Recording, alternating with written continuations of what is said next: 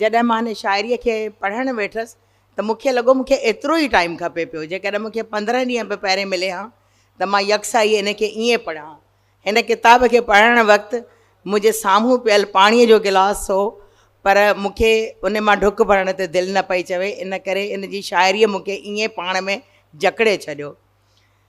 हमारा सेशन जो है वो सिंधी में भी बीच बीच में हम बात करेंगे, लेकिन हम ज़्यादातर उर्दू में बात करेंगे क्योंकि हमारे स्पीकर सब उर्दू में बात करने में ज़्यादा कंफर्टेबल होंगे। आलिया कहती हैं, काम जब अधूरे रह जाएं तो ज़िंदगी अक्सर कम पड़ने लगती है।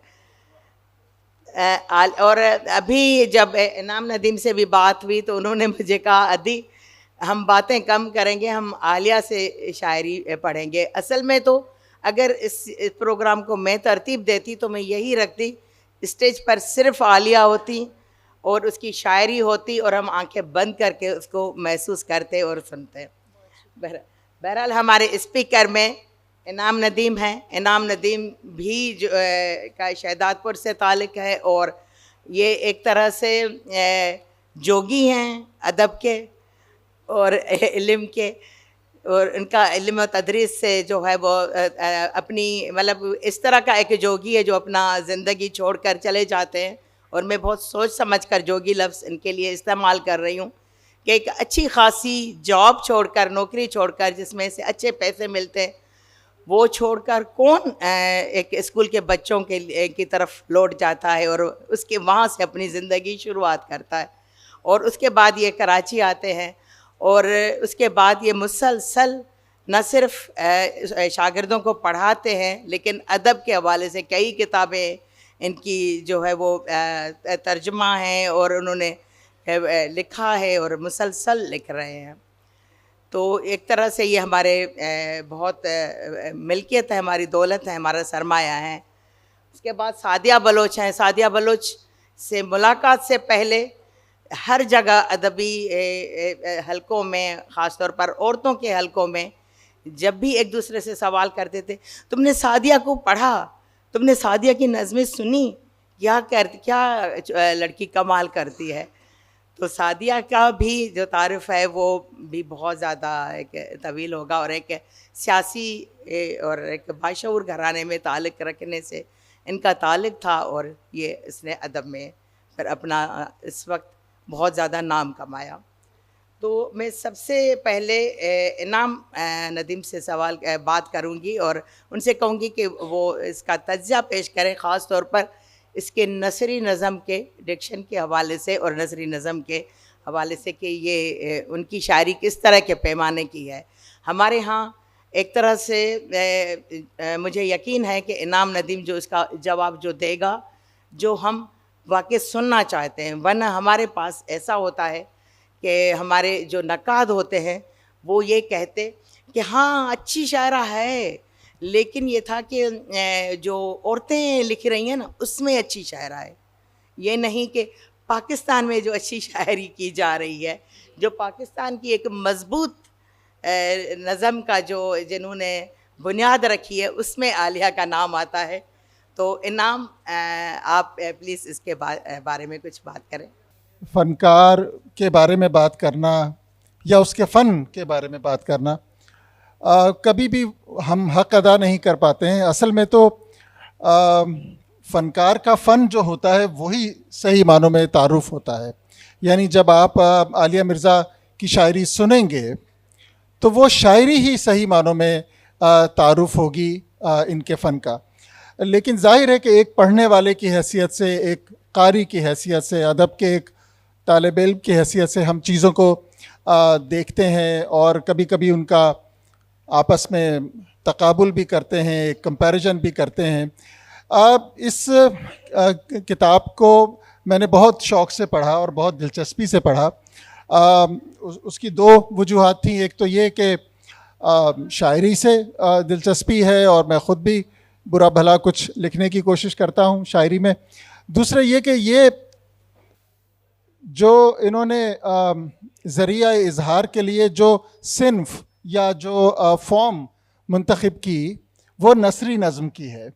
नसरी नज़म को मैं फ़ी ज़माना आज की सबसे ज़्यादा मारूफ शेरी सिन्फ तसव्वुर करता हूँ। और वो न सिर्फ ये कि हम असर या कंटेम्प्रेरी एतबार से वो बहुत ज़्यादा उसकी अहमियत है, बल्कि इसको हमें अगर हम फ्यूचर के लिए हम कहें कि ये कोई अगर फॉर्म ऑफ पोइट्री बहुत देर तक और दूर तक चलने वाली है तो वो शायद यही एक सिन्फ है। नसरी नज़्म का मेरा एक मुतालिया रहा है जिस वक्त मैं अभी स्कूल में था या शायद कॉलेज के इब्तिदाई सालों में था, तो ये सिन्फ सुखन नसरी नज़्म हमारे लिए बहुत अजूबा थी और नई चीज़ थी। ये वही ज़माना था जब हम नसरी नज़्म की तारीफ़ें तो करते थे पढ़ते हुए, लेकिन साथ ही साथ हम नसरी नज़्म के ख़िलाफ़ बहुत बातें सुनते थे। जो सिक्का शायर थे वो इस सिन्फ के ख़िलाफ़ बहुत बातें करते थे कि ये तो शायरी ही नहीं है, और अगर वो कोई मिसरा वज़न में नहीं है या उसमें बहर नहीं है तो वो भला शायरी कैसे हो सकती है, क्योंकि वज़न और बहर और मीटर यही तो है जो नसर को नज़्म से अलग करता है। तो उस वक्त चूँकि मैंने बताया कि मैं तालिब इल्म था तो हम काफ़ी कंफ्यूज होते थे, लेकिन बाद में जब ये तवातुर से लिखे जाने लगी नसरी नज़्म, और कैसी खुशनसीबी की बात है कि आज इस महफ़िल में ऐसे बाज़ जय्यद नसरी नज़्म के शायर मौजूद हैं। अफ़ज़ाल अहमद सैयद साहब, जिनको इस वक्त हम समझते हैं कि सबसे बड़े शायर हैं नसरी नज़्म के, और तनवीर अंजुम साहिबा तशरीफ़ रखती हैं, फ़ातिमा हसन साहिबा यहाँ बैठी हैं, जिन्होंने जब 1974 में ये एक तहरीक की सूरत इख्तियार कर गई तो उसके हरावल दस्ते में शामिल थी, और बहुत से लोग, मैं नाम नहीं ले सकूँगा।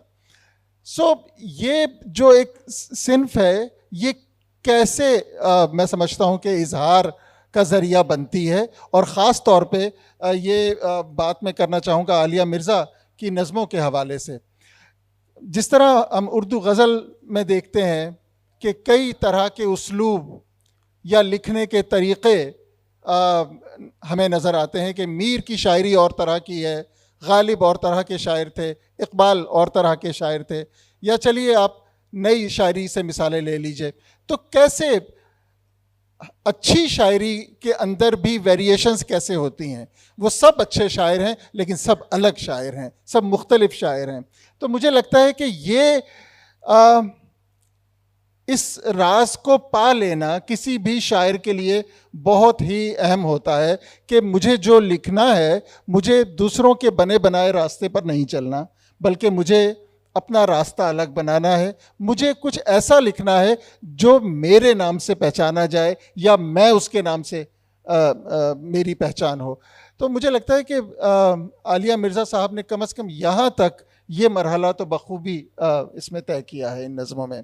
इन नज़मों की जो एक सिफत उभर के सामने आती है वो कुछ खुद कलामी कैसे अंदाज में है। अब देखिए, नसरी नज़्म के मैंने कहा कि ये इसी छोटे से पिंडाल में इतने सारे शायर, आला शायर नसरी नज़्म के मौजूद हैं, लेकिन आप ये देखेंगे कि ये सब अलग अलग तरह के शायर हैं। इन्होंने अपने उसलूब को अपनी तरह से वज़ा किया है। इनके यहाँ जो मैंने ख़ुद कलामी की बात की, ये बड़ी मानी खेज़ मुझे मालूम होती है। आप ज़िंदगी को कैसे देखते हैं, आप रिश्तों को कैसे देखते हैं, आप जज्बों को कैसे देखते हैं, और आप किसी से कोई शिकवा नहीं करते हैं, बल्कि आप अपने आप से ही बातें करते चले जाते हैं। तो नसरी नज़्म ही दरअसल वो सिन्फ थी जिसने हमको सबसे पहले ये बताया कि शायरी के लिए किसी शायराना अल्फाज की ज़रूरत नहीं होती, वरना तो सारी ज़िंदगी हम ये बहस पढ़ते आए थे कि ये लफ्ज़ तो पोइटिक नहीं है, ये लफ्ज़ तुम उसमें कैसे ला सकते हो, गज़ल में तो ये लफ्ज़ आ नहीं सकता, ये शायराना लफ्ज़ नहीं है। सो नसरी नज़्म की जो सबसे बड़ी ताकत है मुझे लगता है वो ये है कि वो गैर शायराना ख़याल और गैर शायराना अल्फाज को भी शायरी में बदल देती है।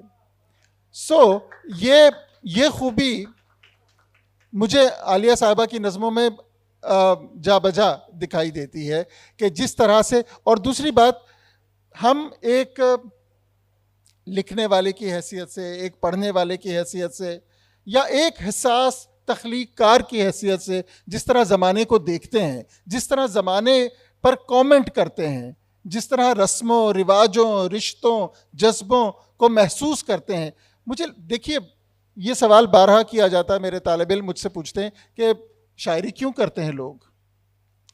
तो ये जो शायरी क्यों करते हैं या कोई शख्स क्यों लिखता है, ये बड़ी अहम बात है कि ये इजहार क्यों ज़रूरी है। जो चीज़ें आपको डिस्कम्फर्टेबल कर रही हैं, जो चीज़ आपको बेचैन करती है, जो चीज़ें समाज में आपको मुस्तरिब रखती हैं, तो आप क्यों चाहते हैं कि आप अपना एहतजाज रिकॉर्ड करवाएं या कम से कम अपने ख़यालात उनको कागज़ पर लेकर आएँ। तो ये सारी चीज़ें मुझे इनके यहाँ बहुत खूबी के साथ नज़र आती हैं।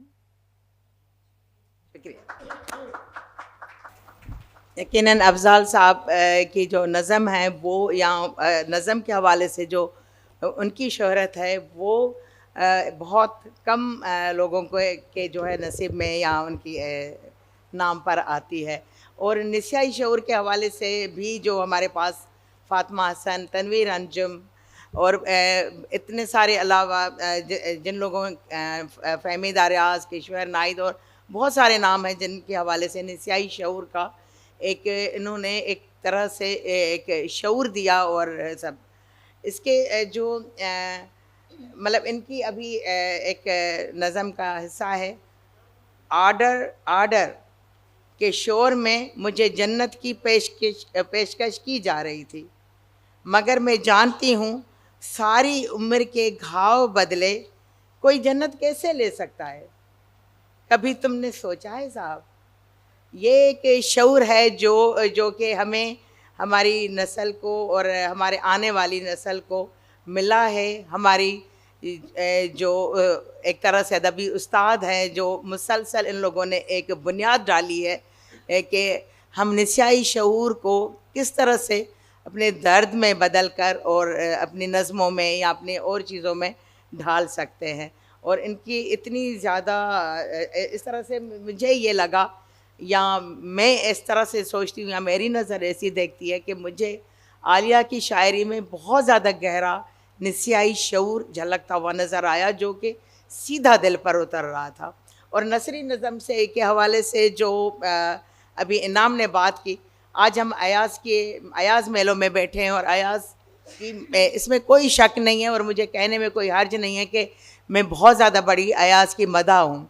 लेकिन अयाज़ ने मेरी शायरी के मजमूए में, शराफत के पुलसरात के मजमूए में लिखा था कि अतिया दाऊद की नज़में बहुत मज़बूत हैं और अच्छी हैं, लेकिन काश कि इसने पाबंद शायरी भी की होती तो मैं इसको दुनिया के और अच्छे शायरों के साथ मिला सकता था और फिर इसकी शायरी को इसी तरह से गाया जाता या ऐसे रक़्स किया जाता जैसे मेरी शायरी पर शीमा किरमानी ने किया था। तो मेरी कोई हैसियत नहीं है, मैं कतरा हूँ शेख अयाज़ के सामने, लेकिन मैंने शेख अयाज़ से कहा था उस वक्त, जो एक मैं उभरती हुई अभी एक सफ़र की आगाज़ करने वाली, एक सीढ़ी चढ़ने वाली शायरा थी, मैंने उनसे कहा था ये मेरा मसला नहीं है, ये नज़म का मसला ही नहीं है, ये म्यूज़िक को तरक्की करनी पड़ेगी, ये रक़्स को जो तरक्की करनी पड़ेगी कि वो आकर नज़म को समझें और नज़म को इस तरह से जो है ना आगे बढ़ाएं। तो अब सादिया बलोच की शायरी ख़ुद बहुत कमाल की है और निस्याई शऊर से भरपूर है। सादिया से मेरा ये सवाल है कि आलिया की शायरी में जो निस्याई शऊर है उस हवाले से गुफ्तगू करें कि वो आज की दुनिया में जो अभी हमारी नौजवान लड़कियां गुफ्तगू करके गई हैं, तो क्या हमारी शायरी उनका जवाब है, आलिया की शायरी उनका जवाब है उन लड़कियों के लिए, और कहाँ तक हमारी नई नस्ल इसको करीब अपने दिल के करीब महसूस करेगी। गुंधी हुई है उर्दू और सिंधी इस धरती के साथ, तो ना हम उसको अलग कर सकते ना इसको अलग कर सकते। और जहाँ तक शऊर की या मिजाज की बात है तो वो भी शहरी और देही में तकसीम नहीं है, क्योंकि जो हिंदुस्तान से हिजरत करके आए थे वो हिंदुस्तान के बहुत से देहातों से हिजरत करके आए थे, तो उन्होंने आके यहाँ के अगर शहर आबाद किए हैं, यहाँ के देहात आबाद किए हैं, तो वो शऊर उनके पास भी था। और मैं फिर यही कहूँगी कि इसी वजह से मुझे ये सारे आपके प्रोग्राम्स और ये चीज़ें करने के लिए आपका शुक्रिया करना पड़ेगा। रहा सवाल आलिया साहिबा के हवाले से, उनकी निसाइयत जो झलक रही है उनकी शायरी में, वो झलक नहीं रही है, वो निसाइयत ही है जिसका इन्होंने इजहार किया है। दूसरी बात ये कि मैं ये समझती हूँ, और मैंने कल भी एक जगह हम ये बात कर रहे थे कि इनकी शायरी पढ़ते हुए जो एक ख़्याल सबसे ज़्यादा मुझ पे हावी रहा वो ये था कि दुख आपको हर हर सफ़े पर नज़र आएगा। मैं इस किताब के हवाले से बात कर रही हूँ, इनकी और शायरी के ऊपर मैं बात नहीं कर रही, लेकिन उस दुख में कहीं भी वो उनके ऊपर उस तरह तारी नहीं है जो आपको फिर नुकसान देने लगता है। मुझे लगता है इन्होंने अपने दुख से अपनी तामीर करने की कोशिश की है, और इसीलिए उसका जहाँ भी उन्होंने इजहार किया है, अगर एक लाइन में उन्होंने कहीं उस दुख का इजहार किया है तो उससे अगली लाइन में उनके अंदर कोई रोशनी, कोई एक जागरता अगर मौजूद है तो उसका इजहार भी आपको वहाँ पे मिलेगा। जो दूसरी अहम बात मुझे इनकी शायरी के साथ लगी कि देखिए, निसाई इजहार के लिए ये ऐलान करना ज़रूरी नहीं है कि मैं फ़ेमिनिस्ट हूँ या नहीं हूँ। उसके लिए मर्द और औरत की क़ैद भी नहीं है, उसके अंदर ट्रांसजेंडर की भी क़ैद नहीं है, क्योंकि ये वो फ़ील है जो आप अपने अंदर महसूस करते हैं। अगर शाह बिठाई अपना कलाम गाते वक्त या उसे अदा करते वक्त कहीं अंदर से औरत महसूस करते थे, तो इससे सिवा कि उन्होंने ख़ुद को फेमिनिस्ट नहीं भी कहा तो वो हैं। और इस इजहार के लिए किसी तमहीद की भी ज़रूरत नहीं है, क्योंकि यही वो वजूहात हैं जिनकी वजह से ना हमने औरत को इजहार का मौका दिया, ना हमने उसके इजहार को तस्लीम किया। तो शाबाश है उन लोगों पे, चाहे वो मर्द हैं या औरत हैं। ख़ासतौर पे मैं आलिया जैसे लोगों के लिए कहूँगी कि उन्होंने इससे क़तई नज़र अपने इजहार को बहुत आसानी के साथ बयान करते चले गए, तो ये चीज़ इसके यहाँ बहुत स्ट्रॉन्ग है। आलिया की शायरी के साथ जो मैं पढ़ते हुए महसूस कर रही थी वो जो कि नसरी नज़म में भी ये चीज़ देखी जा सकती है कि कुछ लाइनें ऐसी हैं जो आपको रोकती हैं और आप उसमें से ख़याल दर ख़याल और फिर शायद नज़म तक पहुँच जाते हैं, जो कि ख़ुद एक अलग नज़म होती है। मैं इसमें इसका एक हवाला पढ़ना चाहूँगी। इनकी एक नज़म है जिसका उन्वान है बोसीदा कागज़ पर नज़म। लिखती हैं कि ज़िंदगी बोसीदा कागज़ पर लिखी हुई नज़म है, कहीं से हल्की कहीं से गहरी, कहीं से आधी कहीं से मिटी हुई, या एक कप कॉफ़ी पिलाने के वादे जैसी है जो चाहते हुए भी पूरा नहीं हो सकता। तो ये जो लाइन है, एक कप कॉफ़ी पिलाने के वादे जैसी,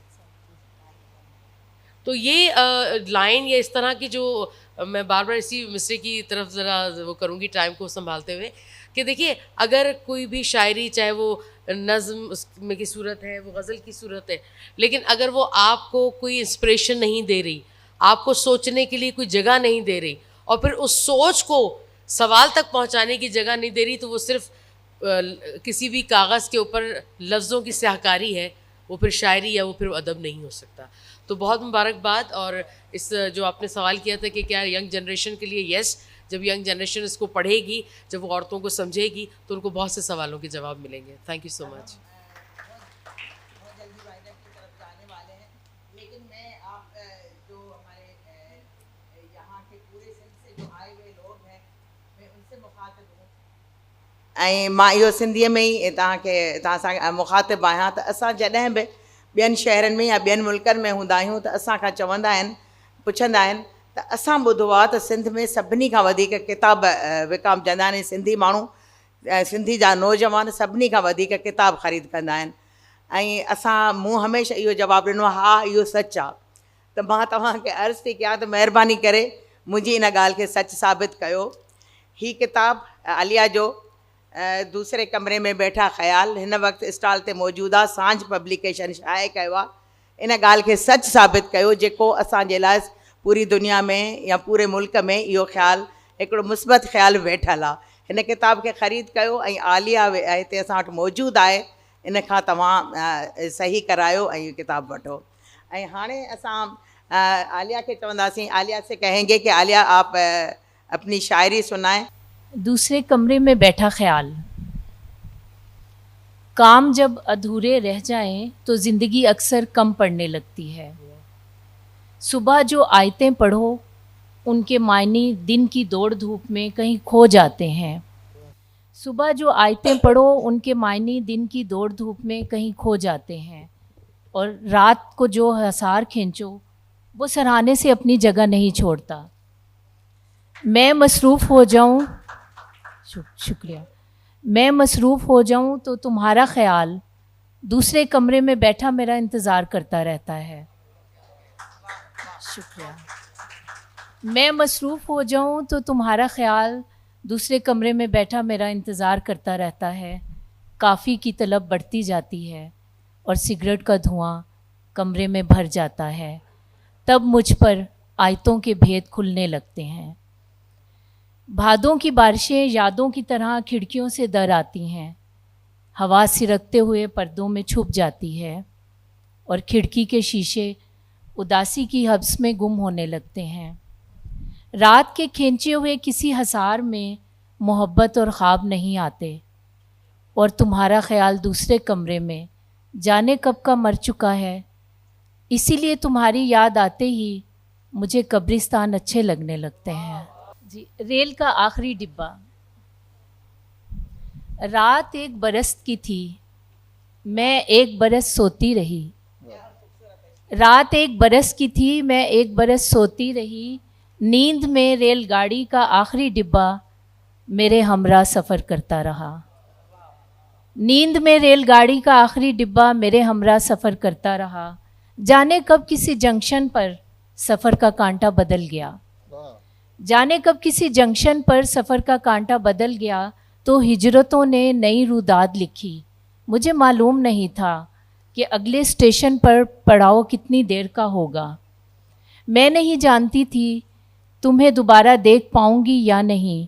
मैंने तुम्हें बारहा कहा था मुझे कहीं रख दो और भूल जाओ। मैं कैलेंडर की किसी पुरानी तारीख में जीकर अकेले सदियों का सफ़र करना चाहती हूँ। मंजिल मेरी ख्वाहिश नहीं थी। मैं नींद से जागी तो कैलेंडर बदल चुका था। मैं नींद से जागी तो कैलेंडर बदल चुका था। तुम्हारी खूबसूरत आंखों की रोशनी आखिरी डिब्बे के अंधेरे में खो चुकी थी और मैंने ख्वाब देखना छोड़ दिए थे। वाह वाह। नज़्म मिलने के लिए उदास है।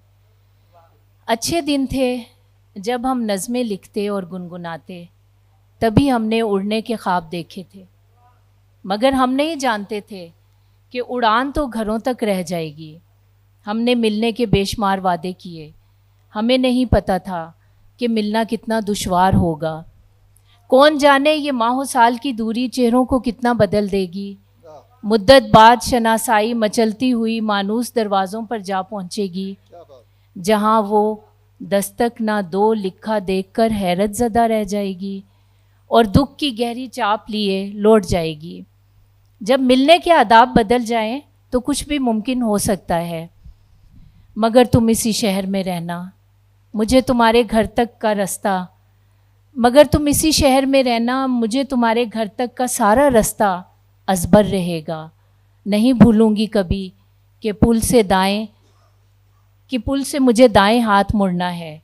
गली का मोड़ मुड़ते ही तुम्हारी छत पे एक ह्योला मुस्तरिब सा टहलता हुआ दिखाई देगा और तुम्हारे घर की चंबेली पूरी गली में इंतज़ार की खुशबू से महक रही होगी।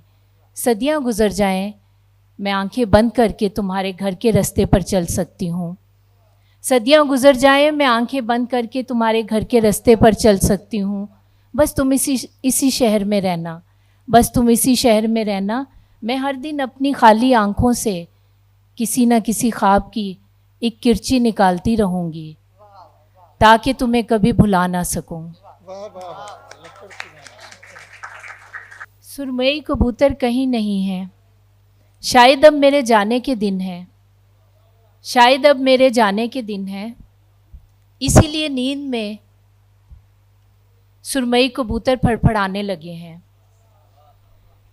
शायद अब मेरे जाने के दिन है, इसीलिए नींद में सुरमई कबूतर फड़फड़ाने लगे हैं। उनके शोर से मेरे ख्वाबों की सब खिड़कियां खुलने लगती हैं और तुम्हारा धुंधला सा अक्स नज़र आता है जो एक मिलगजी शाम का वादा लिए, जो एक मिलगजी शाम में मिलने का वादा लिए मेरा मुंतज़िर है। मैं एक अनजान दुनिया के इश्क में मुब्तला मिलगजी शाम के अंधेरे में तुमसे मिलने का इरादा बांधती हूँ और देखती हूँ कि तुम्हारे अक्स में हिज्र और वस्ल की कई दास्तानें छुपी हुई हैं। मगर अचानक कबूतर खामोश हो जाते हैं, ख्वाबों की खिड़कियाँ बंद होने लगती हैं। अब तुम्हारा अक्स सिर्फ अंधेरा है और सुरमई कबूतर कहीं नहीं है। जैसे कैलेंडर पे मेरे लिए आने वाला कोई साल नहीं, क्योंकि अब मेरे जाने के दिन हैं।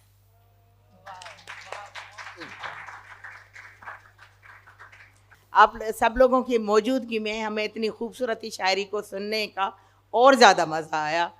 तो आप सब लोगों का बहुत ज़्यादा शुक्रिया, और हम अयाज़ मेलो की तरफ से आप सब लोगों का शुक्रिया अदा करते हैं, और अयाज़ मेलो के ऑर्गेनाइजेशन का शुक्रिया इसलिए भी अदा कर रहे हैं कि इन्होंने हमें एक इतने खूबसूरत शायरा से मिलवाया, और इतनी खूबसूरत शायरी देकर हम हमारे हवास और हमारी जो हमारी नीयत को और हमारे को और ज़्यादा अच्छा बनाने में मदद की, और हमें ताकत दे, हमारी हिम्मत बढ़ाई। Thank you.